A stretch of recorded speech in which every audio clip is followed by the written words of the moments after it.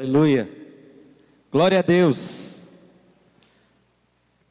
O que inspirou o texto de hoje foi uma frase que eu gostaria que você repetisse comigo. Ela diz o seguinte: Deus está no controle. Amém? Vamos falar todo mundo junto? Deus está no controle. Aleluia. É interessante porque, apesar da frase inspirar o texto ser essa, se eu pudesse intitular a pregação de hoje, seria Descontrole. Porque apesar da frase ser verdadeira, e de fato ela é, muitos têm passado por não um controle nas mãos de Deus, mas um descontrole. Nem sempre essa é a realidade das nossas vidas ou famílias. É porque, na verdade, o que existe é uma falsa sensação de controle que o ser humano tem. E essa falsa sensação de controle faz com que nós, mesmo que as coisas estejam desmoronando, eu ainda pense que eu estou, ou que você está no controle da situação. Ainda pensamos que podemos estar no controle, ou que o controle está sob nossas mãos. Mas geralmente se admite um descontrole quando na verdade já é tarde demais. Quando as coisas já estão totalmente desmoronadas. E aí sim que a gente olha para a gente, fala do chamado fim do poço ou fundo do poço, e aí alguns clamam, outros praguejam, outros murmuram. Mas isso é tão real, meu irmão, e é tão notório, que basta você e eu olhar para a sociedade, que você vai perceber rapidamente os sinais de um descontrole. Basta você olhar para as áreas básicas da nossa sociedade: saúde, educação, segurança. Certa vez eu orava ao Senhor: Senhor, tem misericórdia, volta logo, porque aqui está muito difícil. É saúde ruim, é segurança ruim, a educação é ruim. E eu sei que o Senhor olha para mim lá de cima e diz: eu sei de tudo isso. Eu sei de tudo isso. E talvez, em vez de não só parar a oração pedindo socorro a Deus, quem sabe eu e você olhar para o alto e dizer: Senhor, que através de mim o controle de todas as coisas possam estar diante do Senhor. Se colocar como um agente de paz, como a gente fez durante essas 5 semanas, em uma declaração de quem Deus é e que Ele é verdadeiro, fiel, justo e que Ele está no controle, talvez seja a melhor resposta para todas as mazelas e necessidades que estão ao nosso redor em descontrole. Certa vez, a gente olha para as crianças e diz assim: esses são o futuro da sociedade. Quando na verdade é tentando encobrir uma falha do presente, tentando projetar nossos sonhos e esperança numa geração futura. Quando eu não assumo a responsabilidade de tentar corrigir ou voltar as coisas para o controle de quem sabe cuidar de tudo, o Deus. Então, percebe-se isso em todas essas áreas da nossa sociedade, básica das nossas nações, né? Áreas básicas da nossa nação. Existe um claro descontrole sobre essas áreas. O que na verdade não deixa de ser apenas um reflexo das nossas famílias. Porque a sociedade, se você for ver a definição de sociedade, é que a sociedade é formada por famílias. Se a sociedade é formada por famílias, e hoje vivemos um caos, um descontrole na nossa sociedade, pelo que eu percebi, a maioria de vocês balançou a cabeça positivamente quando a gente falou a respeito das áreas básicas e do descontrole que há. Isso quer dizer que o descontrole está dentro das nossas famílias. Isso quer dizer que nós, que fazemos parte dessa sociedade, que você afirmou balançando a cabeça comigo, que está em descontrole, é ela que também está em descontrole. E se eu disser que isso pode mudar? E se eu disser que existe uma solução? E que existe algo que pode mudar de forma drástica a forma como enxergamos as dificuldades, as mazelas, as necessidades que nos rodeiam.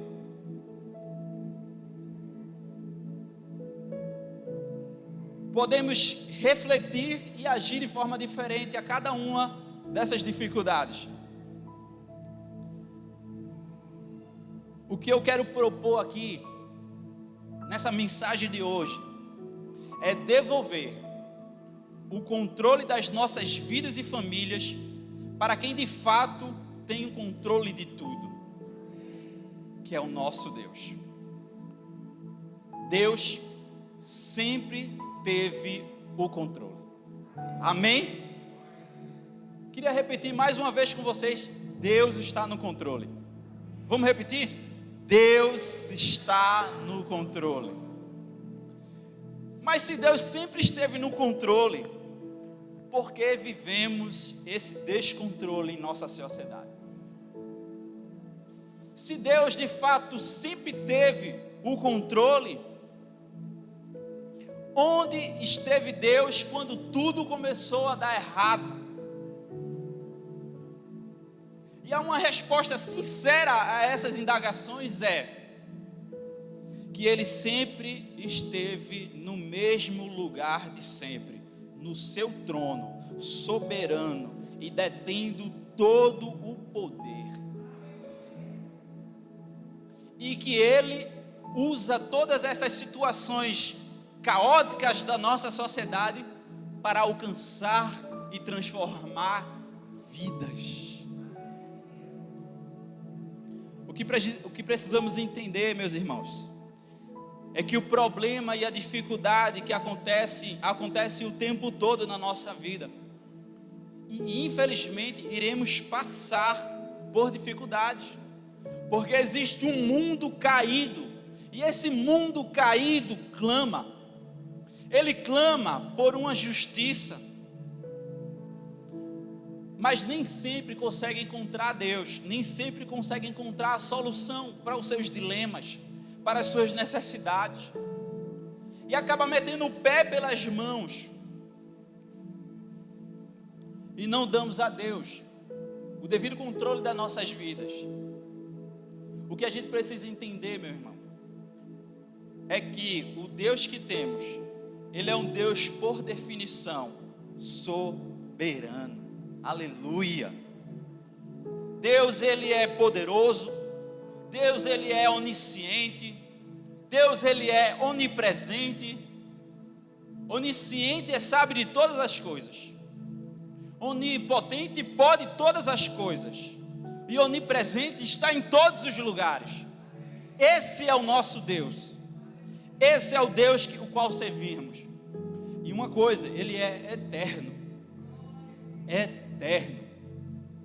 Apesar da nossa pouca tempo de vida na terra, a Bíblia vai chamar que a gente é como um vapor que está aqui e daqui a pouco ela dissipa. Meu Deus e o seu Deus, Ele é eterno. Portanto, podemos afirmar que Deus está no controle de tudo. Afinal, Ele é onipotente, onipresente, onisciente e Ele é eterno.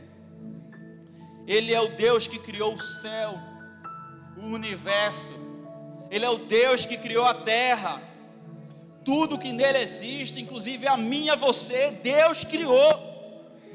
Ele é o Criador, Ele é o Senhor que dirige a história da humanidade, com o seu braço forte, e nada foge do seu controle.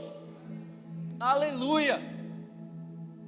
Porque o nosso Deus tem o controle de tudo. A sua soberania, ela ultrapassa o conhecimento e o nosso entendimento humano.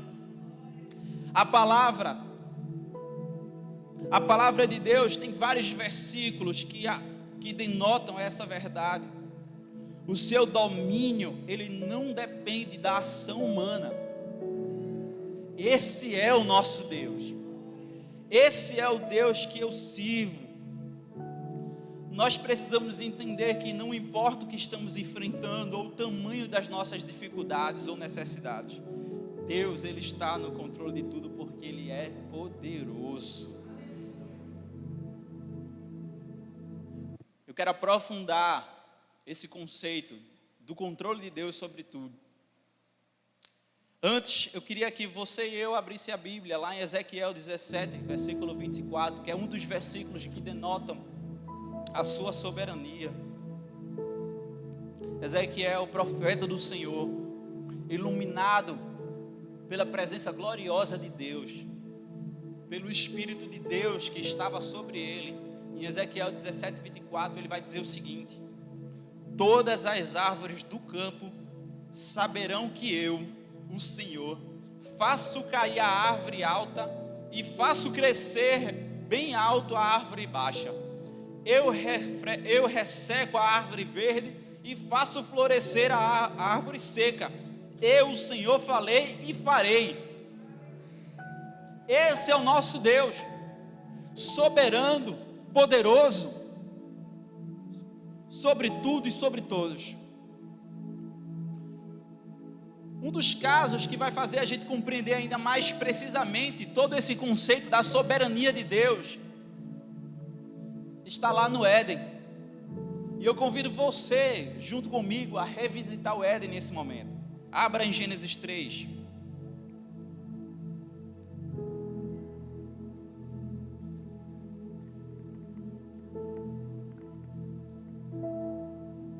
Gênesis 3, a gente vai ler todo esse capítulo 3.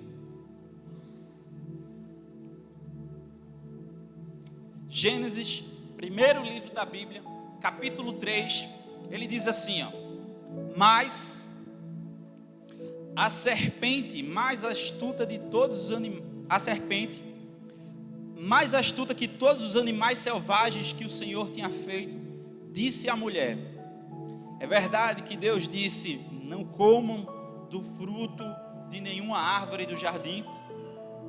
A mulher respondeu à serpente: do fruto das árvores do jardim não podemos comer, mas do fruto da árvore que está no meio do jardim, disse Deus, vocês não devem comer dele, nem tocar nele, para que não venham a morrer. Então tinha um jardim, tinham vários frutos, e ele poderia se aproveitar de todas as árvores, menos uma, a que ficava no centro. Então a serpente disse à mulher: é certo que vocês não morrerão, porque Deus sabe que no dia em que dele comerem, os olhos de vocês se abrirão, e como Deus, vocês serão conhecedores do bem e do mal. Vendo a mulher que a árvore era boa para se comer, agradável aos olhos, a árvore desejável para dar entendimento, tomou o seu fruto e comeu. E deu também ao marido, e ele comeu. Então os olhos de ambos se abriram, e perceberam que estavam nus. Costuraram folhas de figueiras e fizeram cintas para si. Ao ouvirem a voz de Deus, que andava no jardim, quando soprava o vento suave da tarde, o homem e a sua mulher se esconderam da presença de Deus entre as árvores do jardim. E o Senhor Deus chamou o homem e perguntou: onde você está? E ele respondeu: ouvi a tua voz no jardim, e porque estava nu, tive medo e me escondi. Deus perguntou: quem lhe disse que você estava nu? Você comeu da árvore do qual ordenei de não comesse? Então o homem disse: a mulher que tu me deste para estar comigo, ela me deu a árvore o fruto da árvore e eu comi. Então o Senhor disse à mulher: o que é isso que você fez? A mulher respondeu: a serpente me enganou e eu comi. Então o Senhor disse à serpente: por causa do que você fez, você é maldita entre todos os animais domésticos e entre todos os animais selvagens. Você rastejará sobre o seu ventre e comerá do pó todos os dias da sua vida. Porém, inimizade entre você e a mulher, e a sua descendência, e os descendentes dela. Este lhe ferirá a cabeça, e você lhe ferirá o calcanhar. E a mulher, ele disse: aumentarei muito os seus sofrimentos na gravidez. Com dor você dará à luz. Seu desejo será para o seu marido, e ele a governará. E a Adão ele disse: por ter dado ouvido à mulher e comido a árvore que eu havia ordenado que não comesse, maldita é a terra por sua causa, e fadigas você obterá dela o sustento durante os dias da sua vida. Ela produzirá também espinhos, ervas daninhas, e você comerá a erva do campo. No suor do seu rosto você comerá o seu pão, até que volte à terra, pois dela você foi formado, porque você é do pó, e ao pó voltará. O homem deu à sua mulher o nome Eva, por ser a mãe de todos os seres humanos. O Senhor Deus fez roupas de pele, os quais vestiu Adão e a sua mulher. Vamos ler até aí. O que mais deseja o pecador é se desvencilhar do soberanio e do senhorio de Deus da vida dele. O que o pecador mais deseja é ter uma independência de um senhorio de Deus sobre a vida dela. E o caso de Adão e Eva revela essa insatisfação humana quanto à soberania de Deus sobre a vida dele. A história do Éden é uma história sobre responsabilidade, soberania, responsabilidade e liberdade. Sabe o que faz? Essa autonomia é uma ilusão do ser humano, que nos projeta para distante de Deus. Porque na verdade, meu irmão, tudo aquilo já estava sendo decretado por Deus. Amém? Deus, ele detém todo o controle. Todo o controle. Então, no ato do homem, no pecado, Deus já providenciou uma justa solução. Porque Deus, ele tem o controle de tudo. E na medida que o homem pecou, Deus, na mesma medida, já providenciou uma saída para o erro humano. Então, meu irmão, não caia na falsa ilusão que você está no controle. Você não está no controle. E se você insistir na ilusão, você vai ser projetado para distante de Deus. E distante de Deus, você vai estar sobre o seu bel prazer. Você vai estar dominando sobre si mesmo. Você vai estar dominando sobre suas necessidades, desejos. E cá para nós, meu irmão, a gente está vendo que está dando tudo errado por conta disso. Você olha para a sociedade e as grandes áreas de influência, política, arte, educação, economia. A gente não vive os melhores tempos, meu irmão. Porque a natureza caída, ela quer distância de Deus, do senhorio, ela tem pavor da soberania de Deus. Muito se fala no conceito de liberdade, mas que na verdade é uma liberdade concedida pelo Senhor, que detém todo o controle de tudo, como foi a história do Éden.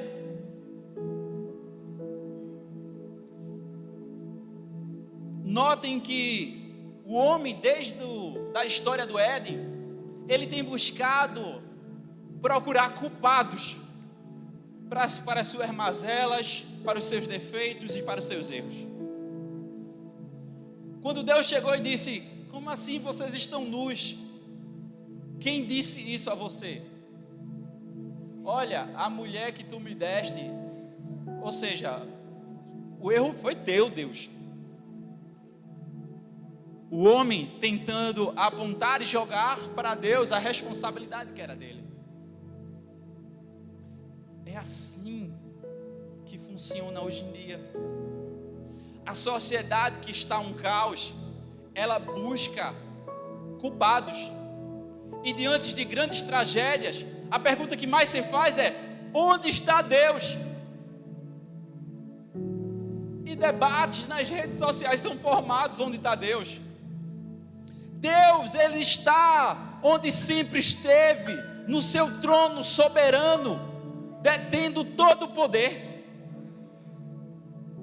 A pergunta é: o que você estava fazendo? O que nós estávamos fazendo? A rebeldia causou um distanciamento.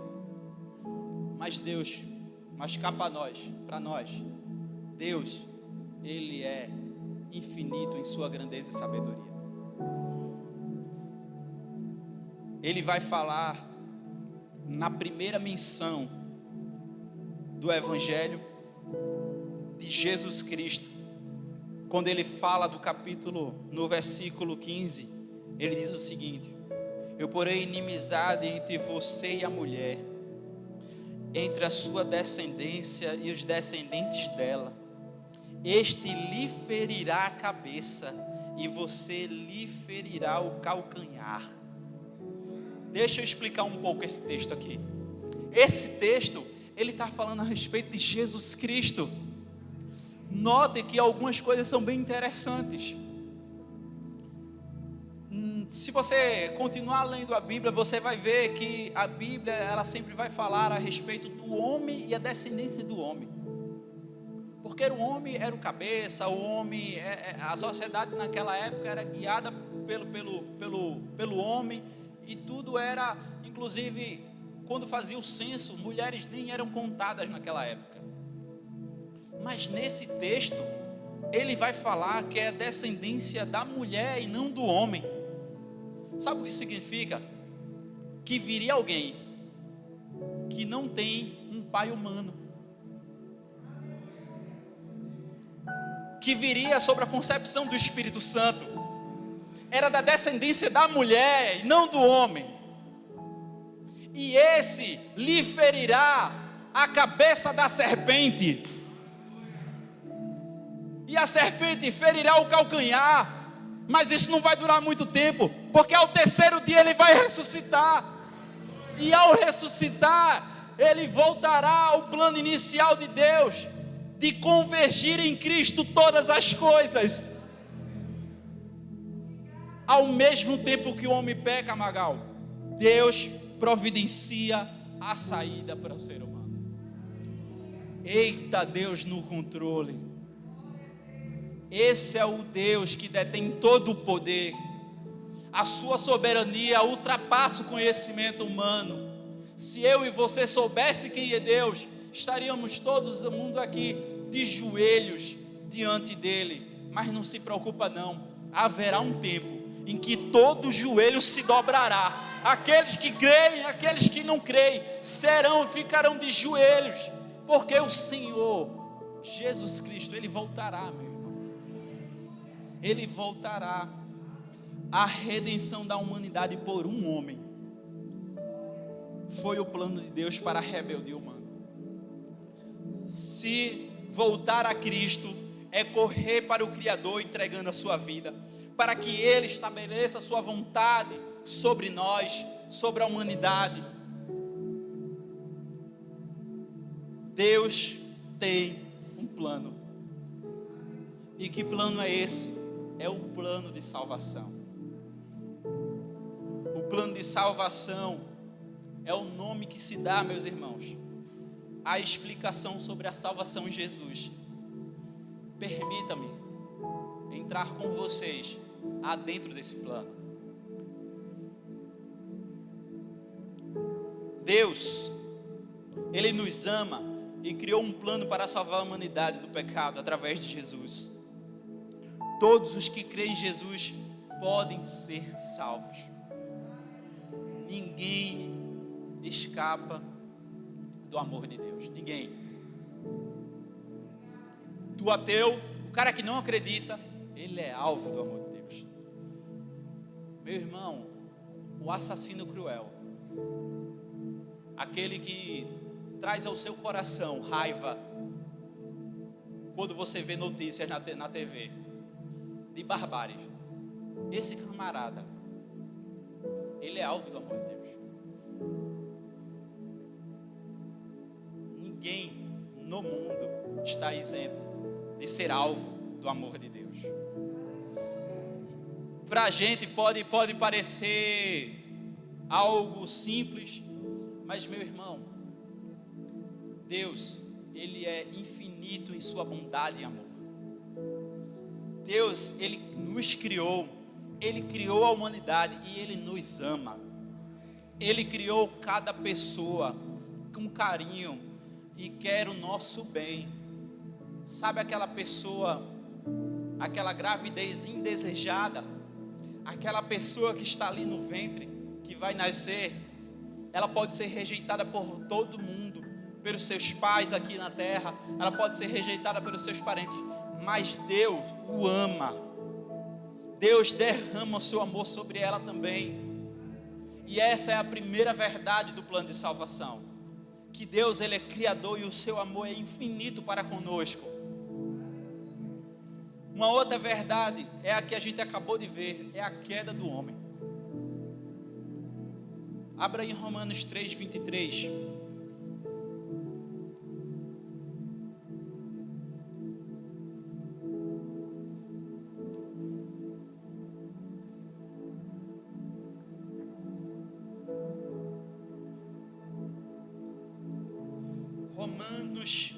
Romanos 3, 23. Ele vai dizer o seguinte, conhecidíssimo de quem prega o Evangelho. Ele diz assim, pois todos pecaram e carecem da glória de Deus. Todos pecaram, todos pecaram e estão afastados da glória de Deus. Eles carecem de Deus. Vire a página aí e vá para o capítulo 6, versículo 23. Ele vai dizer o seguinte, porque o salário do pecado é a morte, mas o dom gratuito de Deus é a vida eterna em Cristo Jesus, o nosso Senhor. Amém. Mas meu irmão, juntando esses dois textos, se todos pecaram e o salário do pecado é a morte, logo uma condenação paira sobre a humanidade. Ah, Clefson, mas eu não fumo, não bebo e me dou bem com as pessoas. Eu não estou falando disso, meu irmão. Eu não estou falando disso. Eu estou falando que você foi criado para a glória de Deus. Eu estou dizendo que Deus criou você e ama. E a vontade dele é ter você de volta, religado a Ele. Porque um dia o pecado entrou no mundo e afastou eu e você. E todos pecaram. E sobre nós há uma condenação.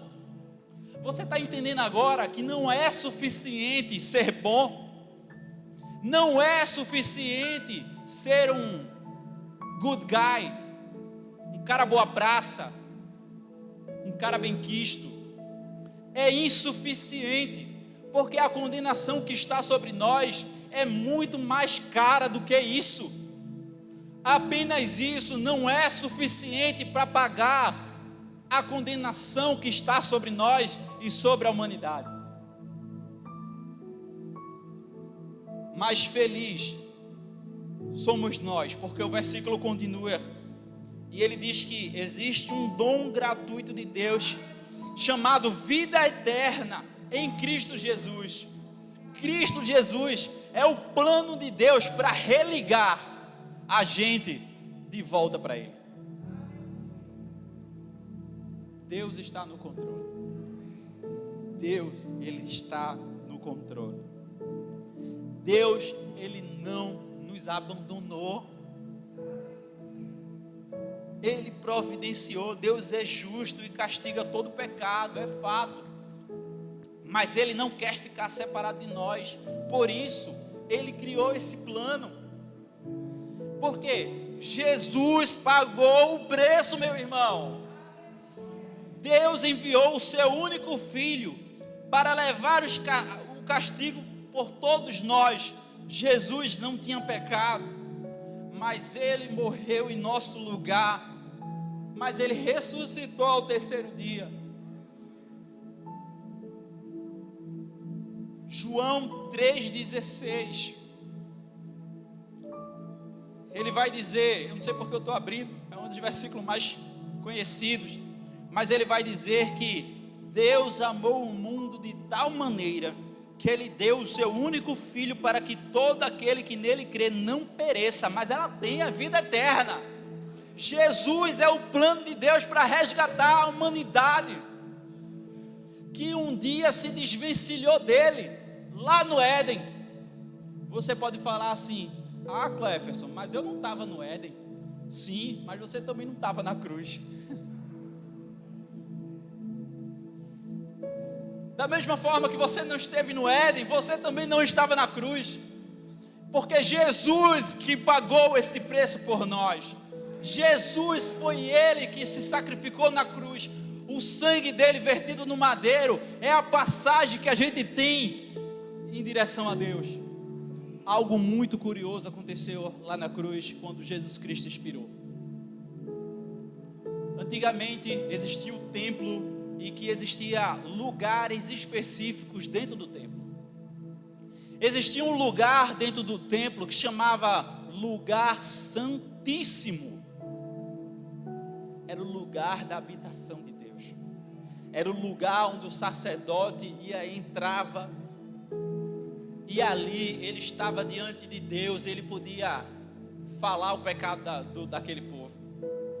No dia que Jesus morreu na cruz, o véu que separava os cômodos do templo, ele foi rasgado de alto a baixo, significando que eu e você agora, através de Jesus Cristo, temos acesso direto a esse Deus,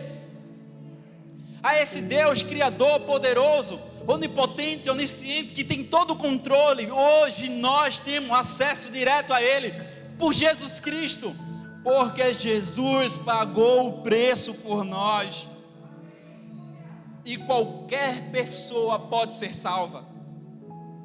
Jesus pagou o preço por todos os pecados, basta crer e confessar a Ele como Senhor e Salvador.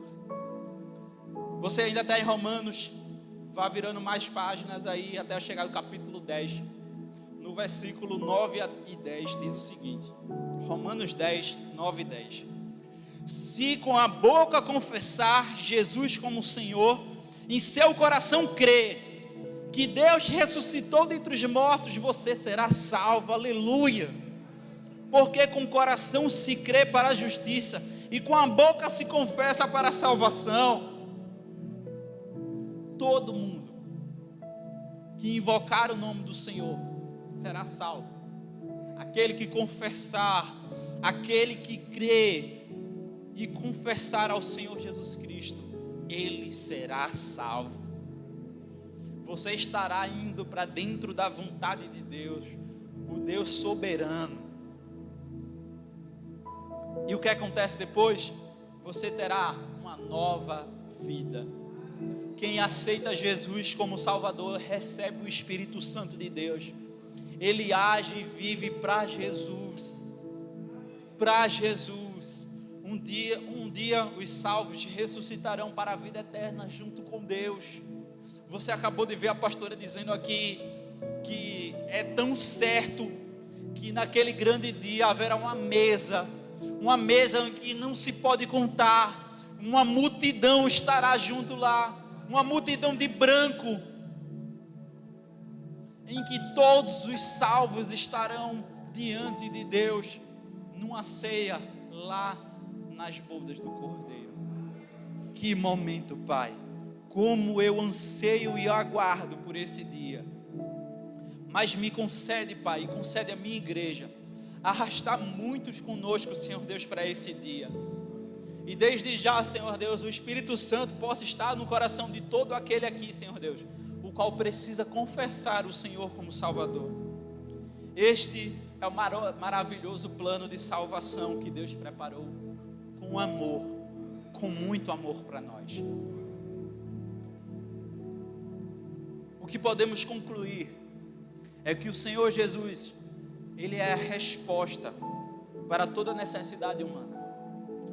E se entregar a Ele é voltar ao plano original de Deus para nossas vidas, para o centro da sua vontade. Deus é soberano e em amor preparou um resgate maravilhoso para você. Ele veio ao mundo, se fez carne, habitou entre nós e verteu-se na cruz como homem para salvar todo o ser humano. Na verdade, o plano de salvação é uma redenção completa de toda a criação, porque a natureza aguarda ansiosamente a manifestação dos filhos de Deus, diz a Bíblia. Porque o plano de Deus é resgatar não só o homem, mas toda a criação junto. E Cristo é o ponto final para esse plano, porque fora dele não há salvação.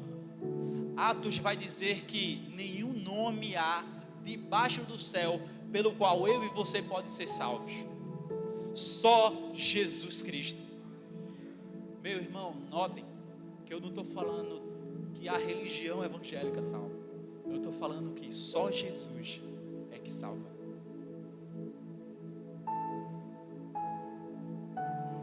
Você pode ficar de pé um momento?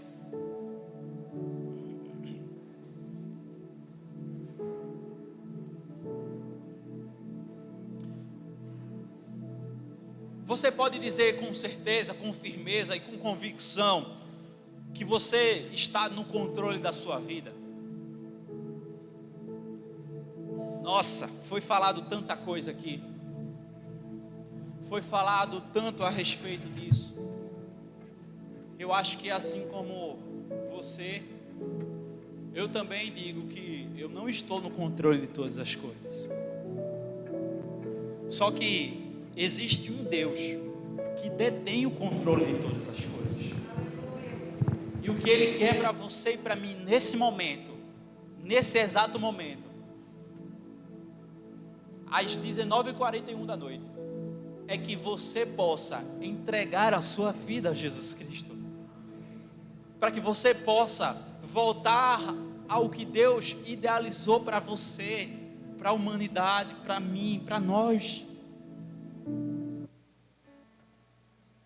Você precisa parar e pensar onde é que você tem deixado, ou quem você tem deixado o controle da sua vida. O Senhor hoje quer fazer maravilhas com você. Ele quer resgatar uma sociedade em caos, em descontrole. Isso começa por você, meu irmão. Você que é alvo do amor de Deus, entregue sua vida a Jesus Cristo hoje. A gente vai ouvir uma música, e eu queria que você refletisse durante a música sobre tudo isso falado, porque ao final dela, a gente vai fazer um apelo. Se você quer entregar a sua vida ao Senhor Jesus Cristo, mas eu sei que porque eu estive aí um dia, e na hora que alguém fala a respeito de aceitar o Senhor Jesus Cristo, aquele negócio na barriga começa a andar, e às vezes o pé, ele é pesado demais para andar, Mas eu acredito que existe unção no louvor. E essa unção do louvor que vai ser tocada agora vai libertar você. Você vai ver que essa perna pesada que você tem agora vai ser livre, leve. Amém?